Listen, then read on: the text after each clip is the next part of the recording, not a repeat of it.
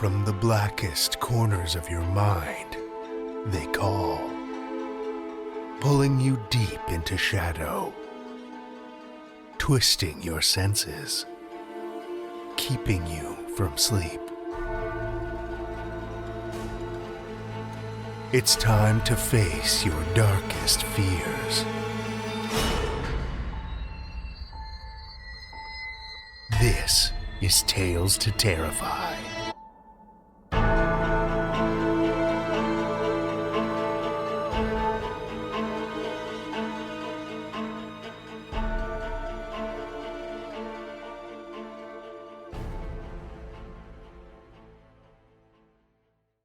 Good evening, children of the night, and welcome. We have two tales for you this evening about the burden of immortality and the enduring power of love. Our first story for the evening comes from Edd Vick. Edd Vick is a Clarion graduate and a founding member of both the late lamented flash site The Daily Cabal and the Seattle-based writing group Sound on Paper. He lives in Seattle with SF novelist Amy Thompson, also 5 chickens, a cat, and a dog. Ed is fueled by mega doses of Dr. Pepper Zero. Children of the night, join me for Edd Vick's Dead by Night, a Tales to Terrify original.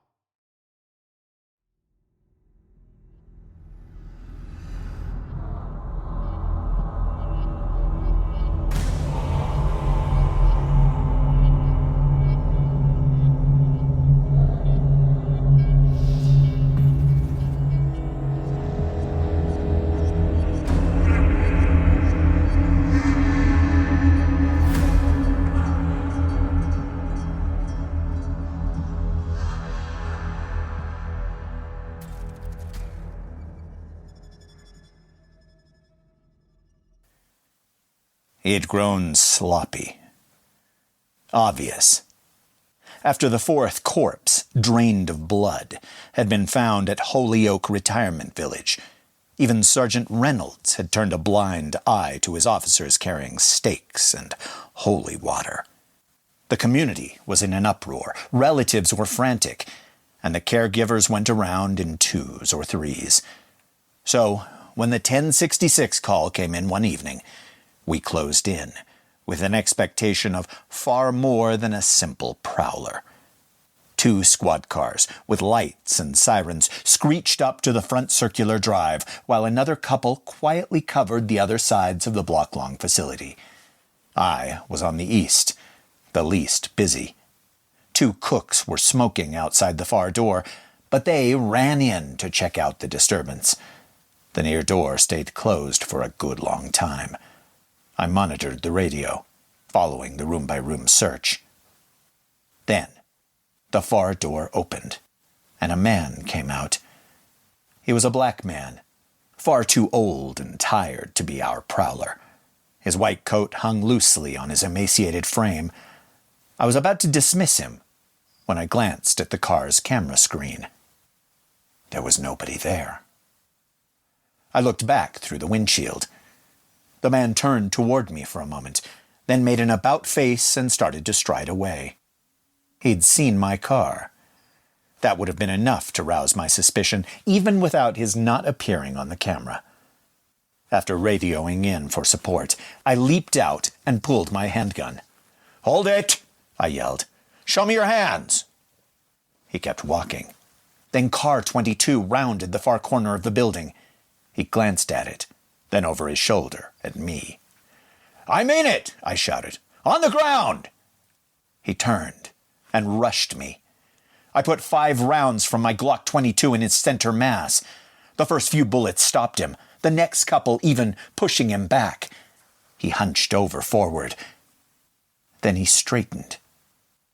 I had 10 more rounds, but I knew they'd be just as useless as the first ones. Reaching to one of my belt loops, I pulled out the sharpened stake.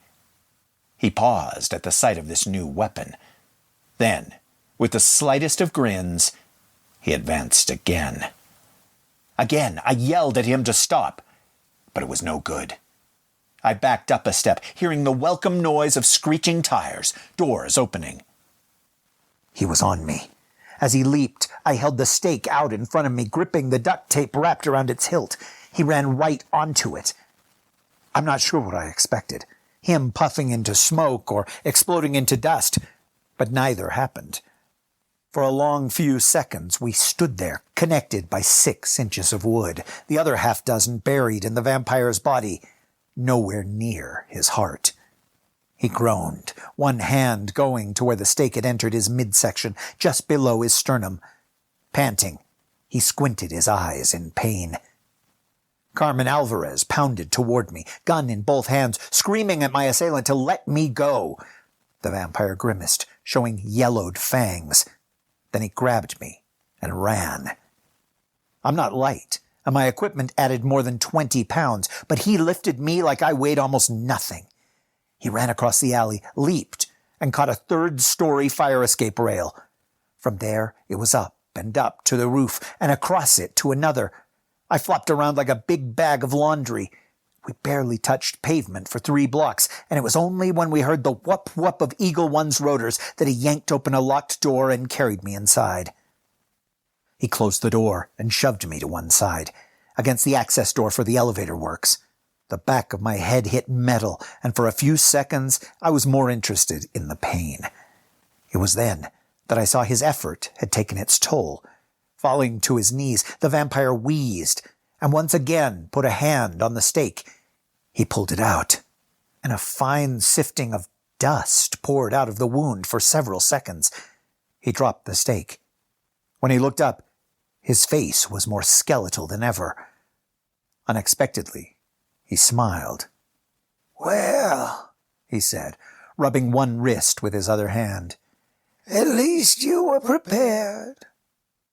I reached slowly for the radio clipped to my uniform. You don't look so good. I'm Officer Brady. What's your name?" "Isaiah Gray." "I'm going to call this in, Isaiah. Nobody needs to get hurt." His smile soured.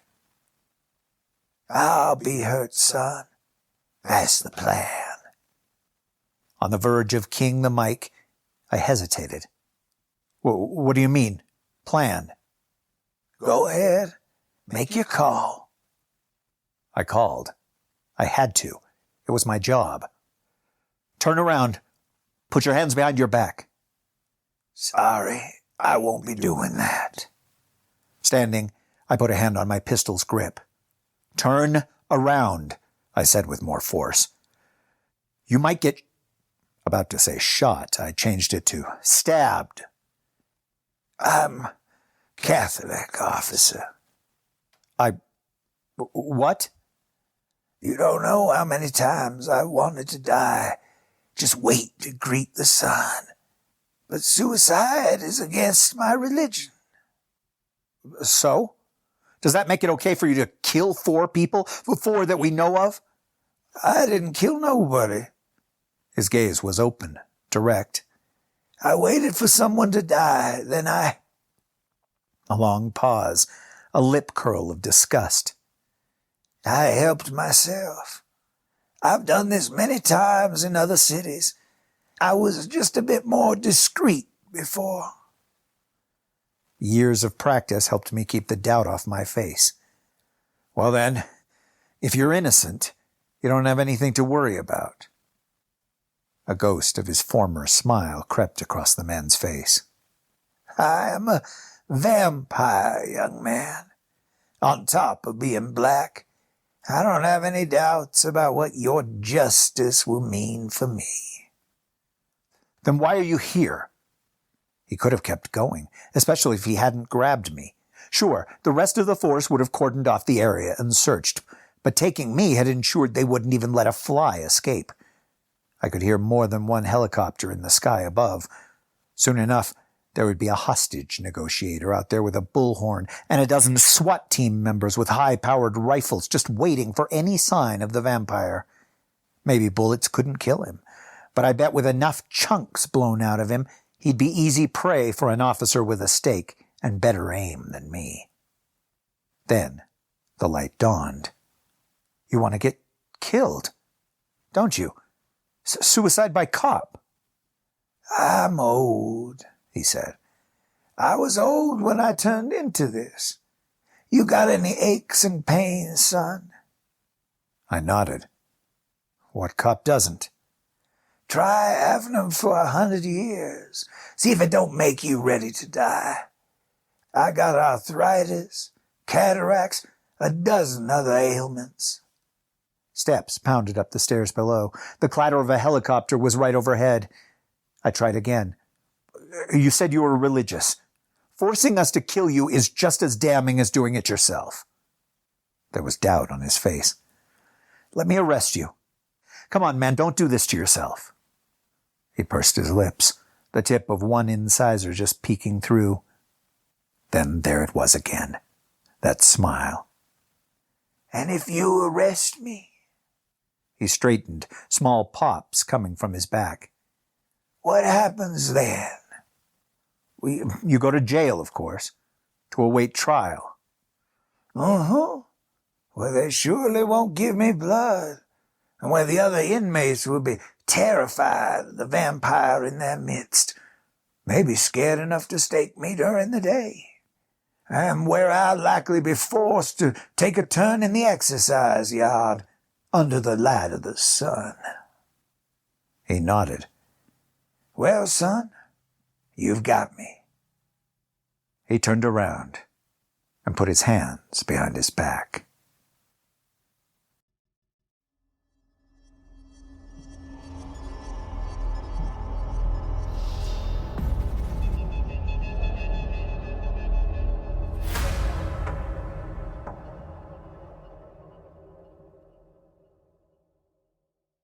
That was Edd Vick's Dead by Night, as read by Rish Outfield.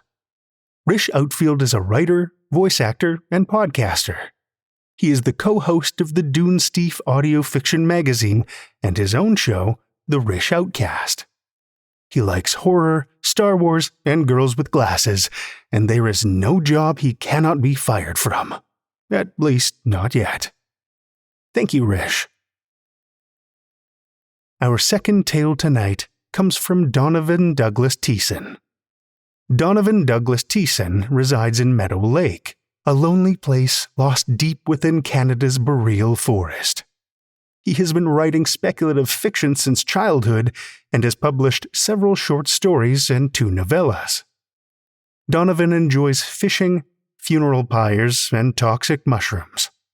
When the moon glints just right, Donovan Douglas Thiesson becomes overwhelmed by his own initials and murders a baby falcon or 2. Listen with me, children of the night, to Donovan Douglas Thiesson's Janelle is Still Janelle, a Tales to Terrify original.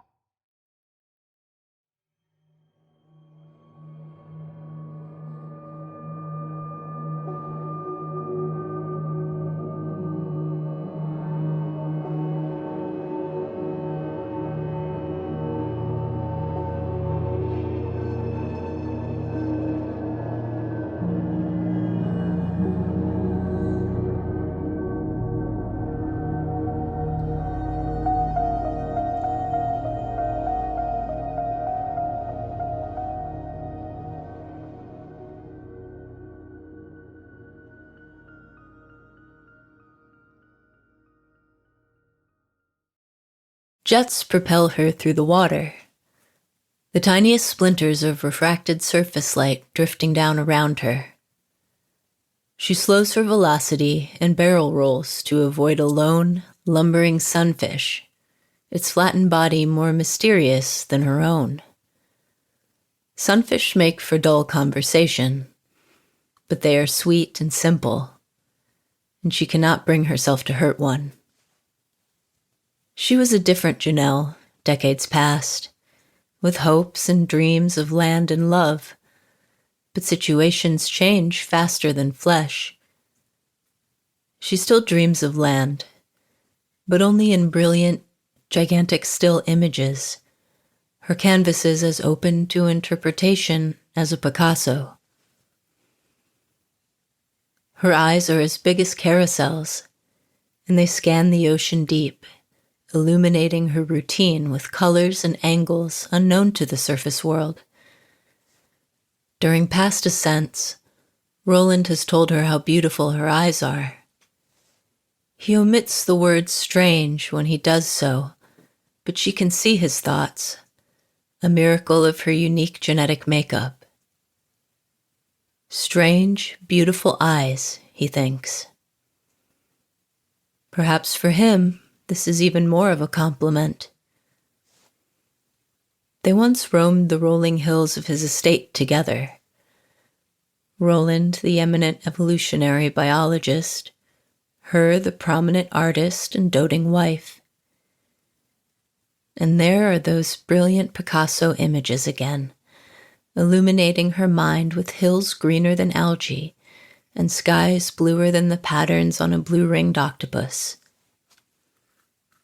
Hand in hand, side by side, soul to soul, across the land they walked, held aloft by limbs long discarded.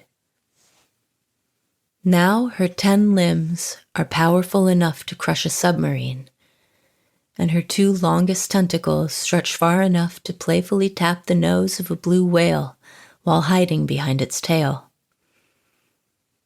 She loves to tease the blues, so much more elitist than other whales with their eye rolls and deep baritone indignations.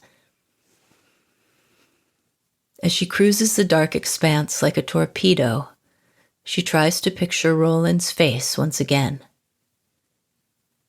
She knows his shape, but faces are details lost to the deep. Her grand Picassos are not known for their finer details, and his face is an ambiguous smear of paint. Roland, oh Roland, where art thou, Roland? This is her mantra, a play on words, though she can no longer place their source. Roland, oh Roland, where art thou, Roland? There are days when she repeats the words over and over and over again.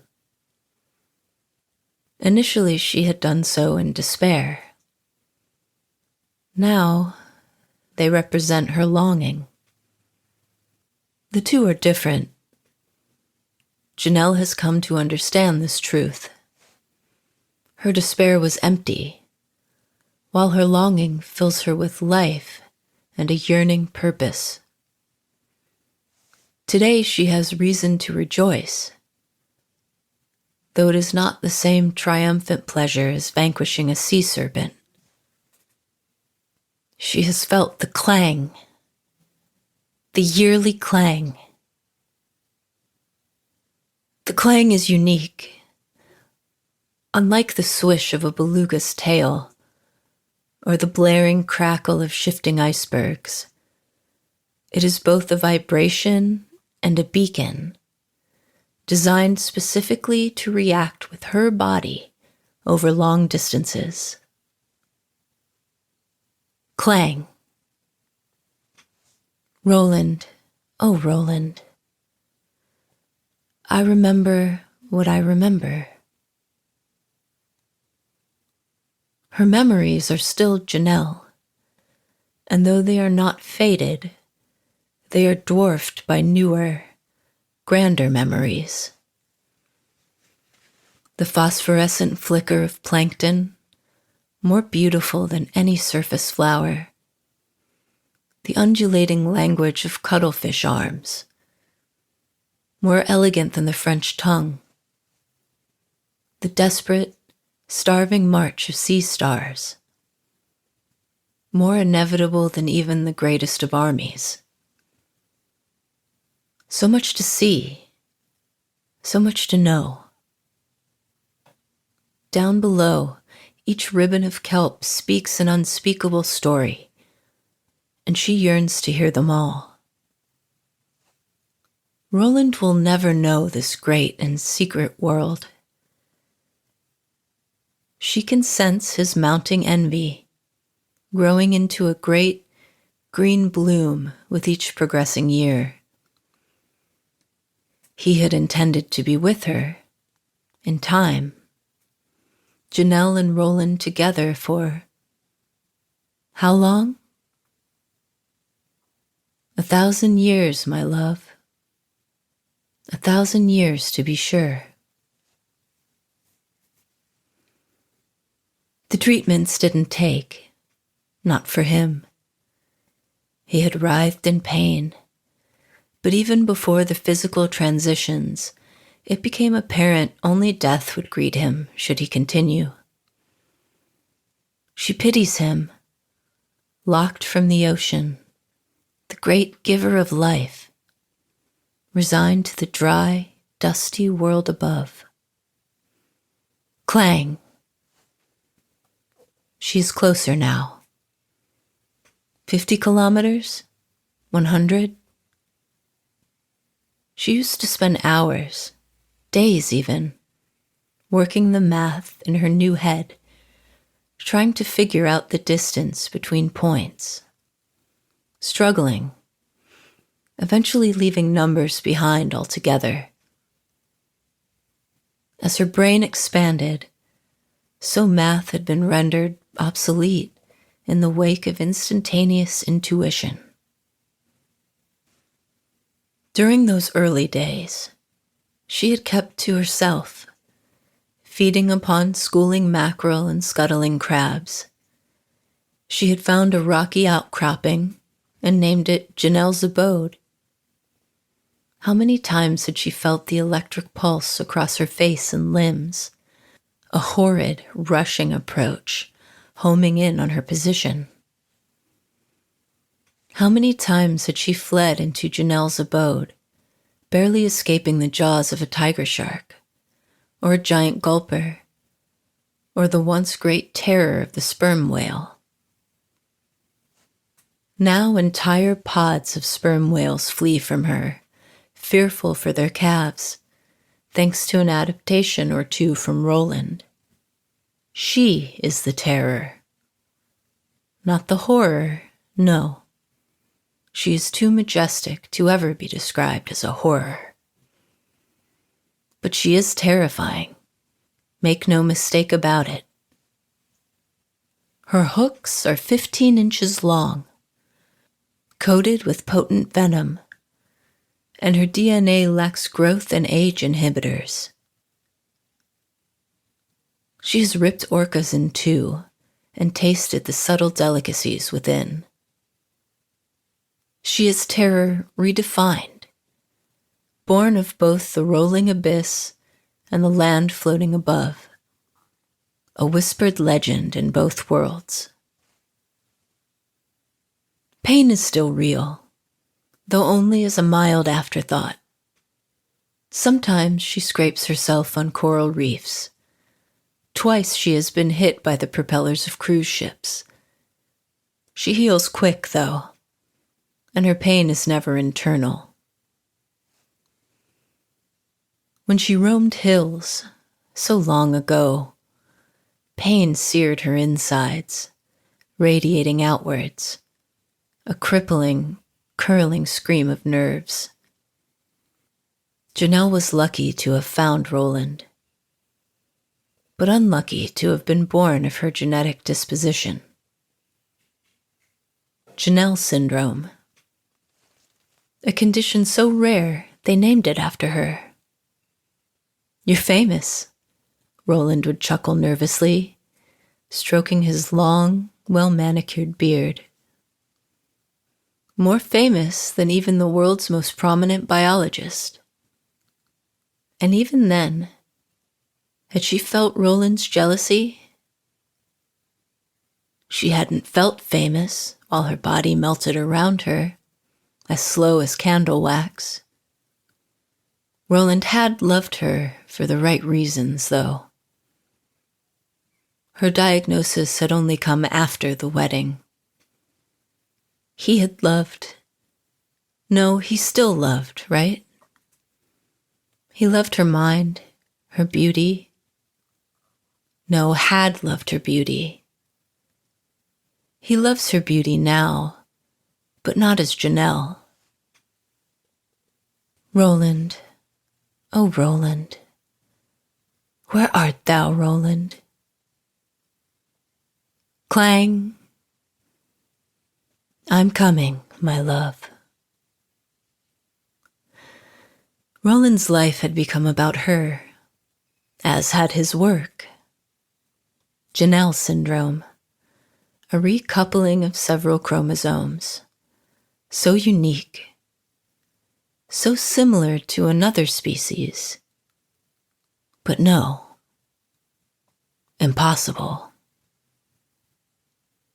Mesonicothudis terribilis, a creature so elusive it was revered in shipyards and church pews, and known only from a single deceased infant found in the distorted belly of a torn sperm whale. Hours, days, even weeks he had spent locked away in his basement laboratory, a sprawling, yawning affair that would have put the facilities of any industrial pharmaceutical complex to shame.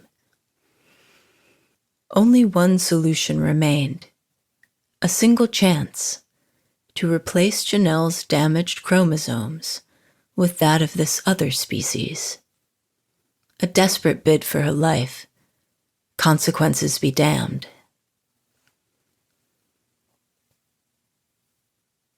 Dozens of nurses and hundreds of laboratory assistants had walked through the doors of their grand mansion. Janelle remembers a day when Roland withdrew so much of her blood, pints of it. The nurses stepped in. You're killing her. Can't you see that? Please, just let her die with dignity. And Roland's face, shocked and contorted. Dignity in death?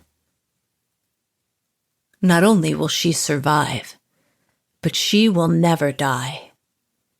I will redefine dignity through my work. Roland gave her dignity in more ways than Janelle can paint upon the canvas of her mind. She grinds her great beak, sharpening the edges instinctually. She does not need flesh yet, but soon.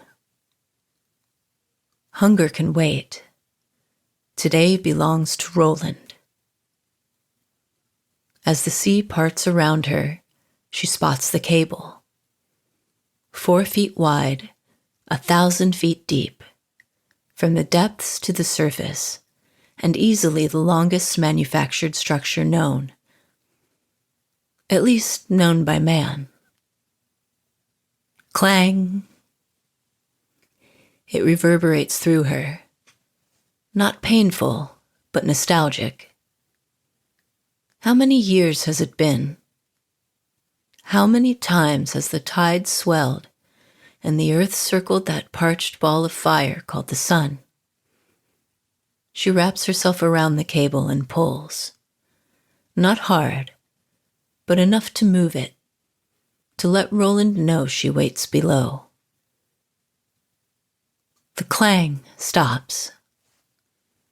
She pulls herself upward, climbing slowly, honoring the expansion of pressure. A rapid ascent won't kill her. She's much too powerful, but it will give her gas. Up, and she can feel him, hear the mumble that will become his thoughts. His essence is as lonely and as desperate as the marlin, slicing the waves, always searching for a target never fully realized. She loves the taste of marlin. Closer, she reaches up to him. And it is still love, growing every year despite his bubble of sheer loneliness. In his mind, the image of her as she had been, a graceful beauty, laughing through the greenery, has also grown muddy. Now she is the embodiment of awe. Roland, Oh, Roland, I am here. See me now. She breaches the surface, and the freighter next to her rocks with the water's displacement. A soft, mumbling flood rolls through her head, the thoughts of the crew, culminating in a shared, tremendous gasp of both disbelief and mounting excitement. Several deckhands reel in horror. They always do. A familiar swell of anger wells up inside of her. The deep has never disrespected her. Such indignation belongs solely to the world above. As always, she controls her rage, yet her resolve to do so crumbles more with each passing year. Deckhands would make for poor morsels anyway. Roland's thoughts are piercing, and he is jumping, literally jumping, for joy on the deck. His own longing, greater even than her own, greater than even her own, has finally been satiated. A harness made of polymer, 3 feet thick and 200 feet long, is lowered into the water by a 100-foot crane. The ship itself is more than 1,000 feet long, a refurbished cargo vessel. Greater than the Titanic, Roland used to say with pride. And all for you. Anything, the world, every cent of my fortune. My life's greatest achievement and my heart's deepest joy. You. The crane groans, and the ship, despite its great girth, tilts several feet to the right.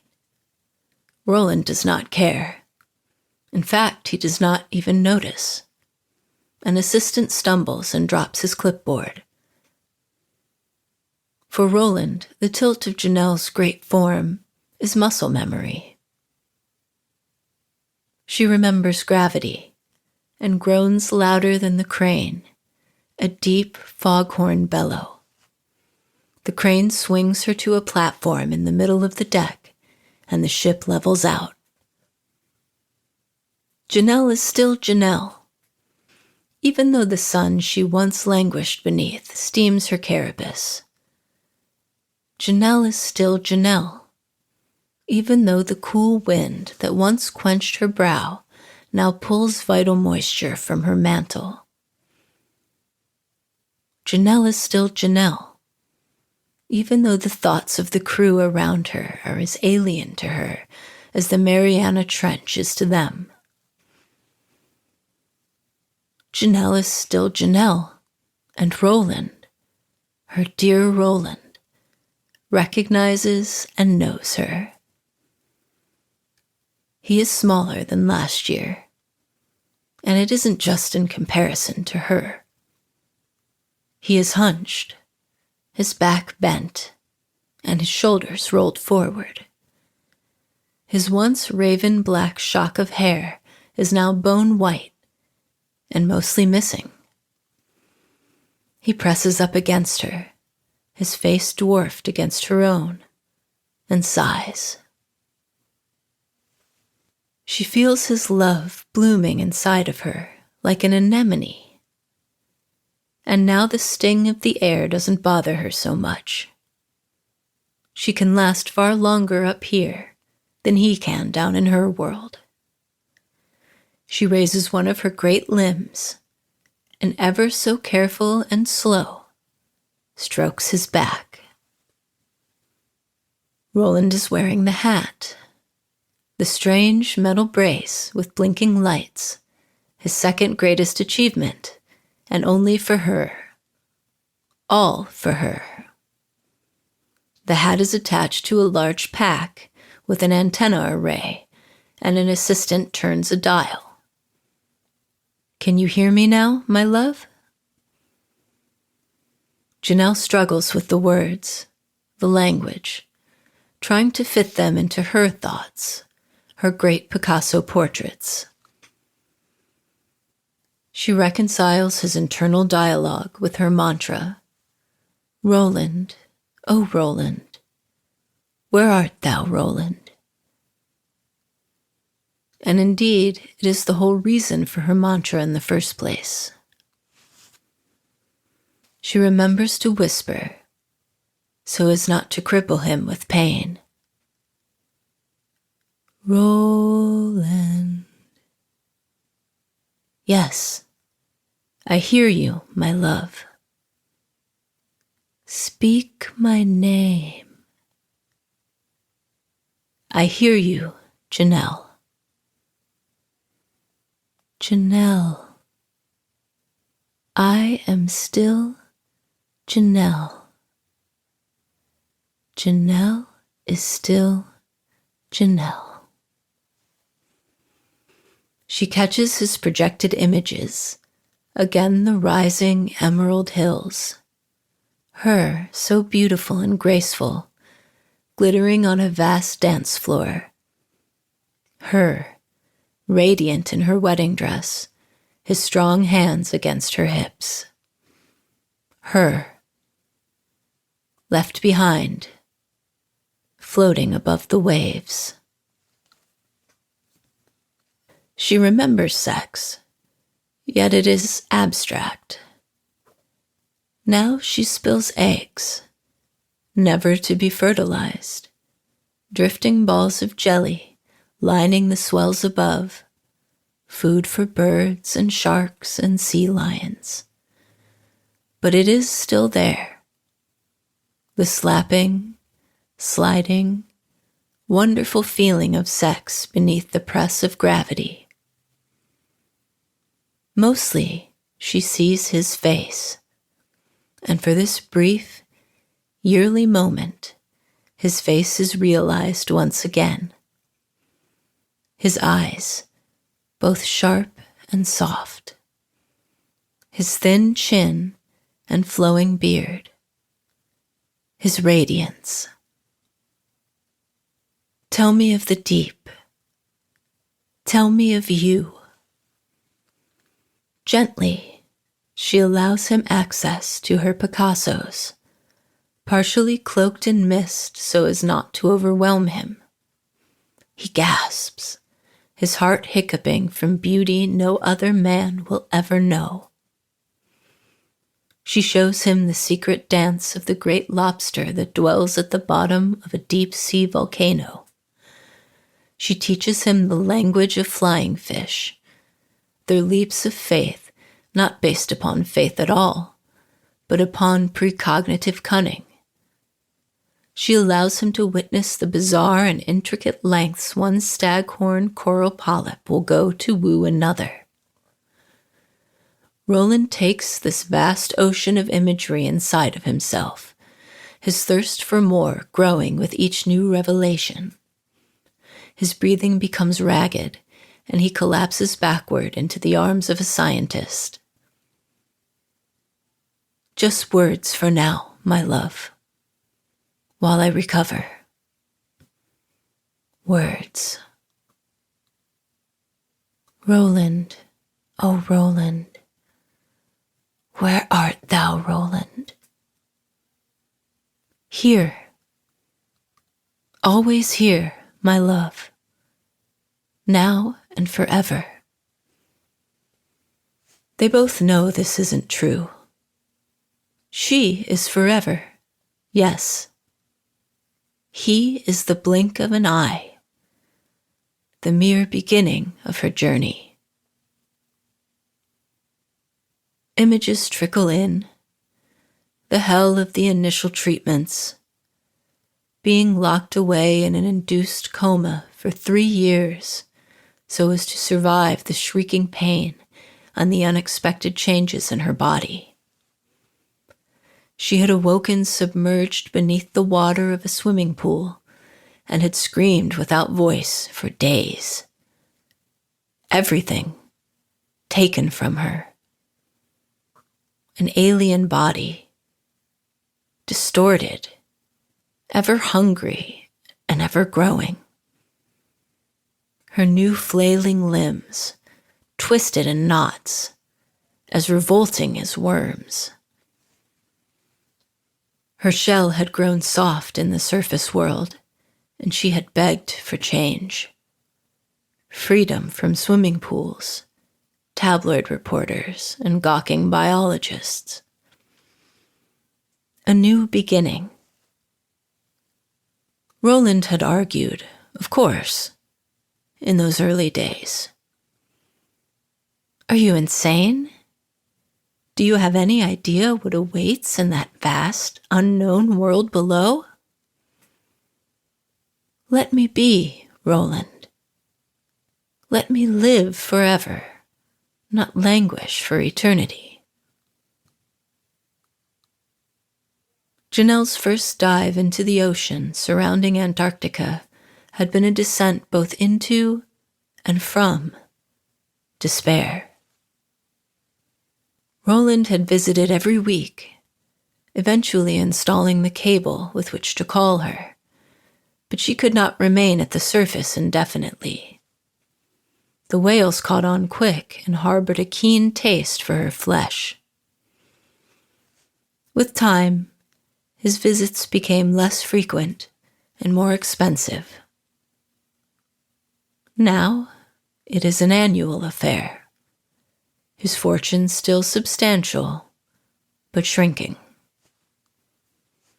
Dimly, she can hear the whine of angle grinders as dozens of crew members clean the barnacles from her mantle. Their ladders are no longer tall enough to reach her top. She does not mind. She can remove them herself, crushing their jagged shells beneath icebergs. She lets them grow back only so Roland can feel that she needs him. There is another tool being used as well. A drill with a 20-inch diamond bit. They are giving her injections and taking samples. She does not mind. The vaccines, to be administered yearly, are useless to her now. And on a deep level, Roland also knows this to be true. They will take samples of her carapace and the flesh beneath, tiny pieces of herself he can keep, exploring her essence through the lens of a microscope. He needs to be needed. She has long evolved past such expenditures, but still understands his need, streaked in rainbows of color across her Picassos. And this need won't last much longer anyways. She can feel the vibration of his bones, growing hollow with each ascent, and the ever-slowing of his pulse as the years pass by. Soon he shall set her free. But until then, Janelle is still Janelle. Roland has fallen asleep. She feels the soft lull of his dreams, so unlike the colorful, formless spill of her own. He awakens with a start, and then smiles with joy as he remembers where he is and who lays by his side. It's time, my Roland, my love. It's time. Just a moment longer. It's time. He nods. She can only hold her breath for an hour or so. His fingertips trail off her great mantle as she is lifted from the deck by the crane. She rolls her gargantuan tentacles, thicker than oak trees, up against her body, so they do not dangle and destroy the people gawking below. Roland has taken off his helmet, and their telepathic bridge is broken. She relaxes her mind, no longer concealing her great Picassos behind mist, and watches his face shimmer above the surface. And then they are gone. Or is it her that is gone? She sinks further, again careful of the pressure, until such a depth that the pressure is no longer of concern. Expanding her jets, she rockets down, down, ever down, the cool black consoling her parched body. In the deepest, undreamt depths of the ocean, there lies a place where the old ones lie like mountains. They roll and writhe, forgotten by both sun and moon, immortal and with no concept of infinity. Their language is the swell of tsunamis, their memories the shift of tectonic plates. They are her mentors. Roland, O Roland, where art thou, Roland? They are her essence. Roland, O Roland, where art thou, Roland? They are the great terrors of the world, and she is a kraken among them. She is, now and forever, Janelle.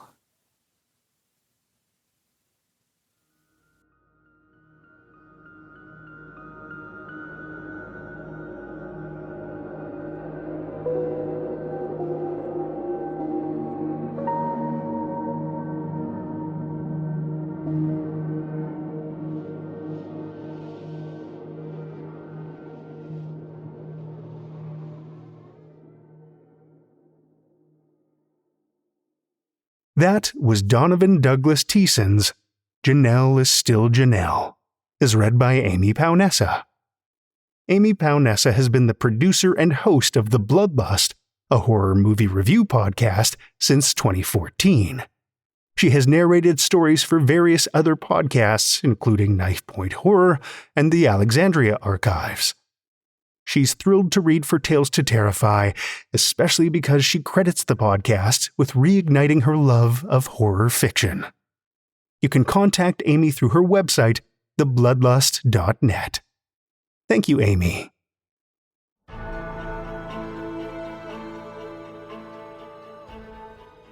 Well, children of the night, the hour is late and we've run out of tales to tell. For now. Tales to Terrify is made possible by the tremendous generosity of our supporters on Patreon and PayPal. Incredible fans like Lestle Baxter, Amanda Carrillo, Amanda Gottfried, and Orion D. Hegre, whose generous support keeps these lights on and flickering ominously. If you're not a supporter, head over to patreon.com/Tales to Terrify.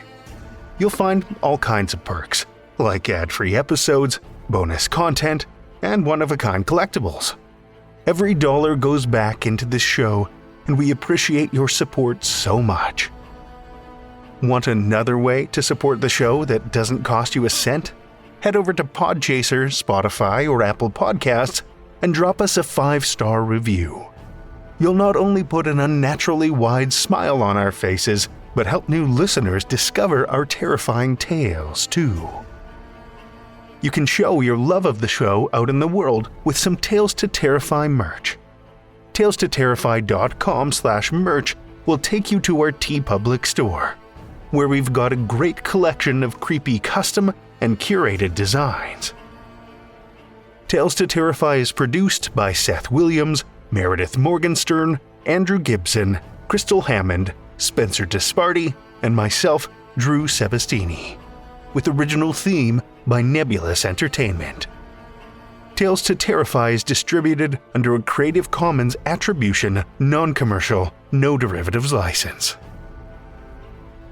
Join us again next week as sanity slips through our fingers with more Tales to Terrify.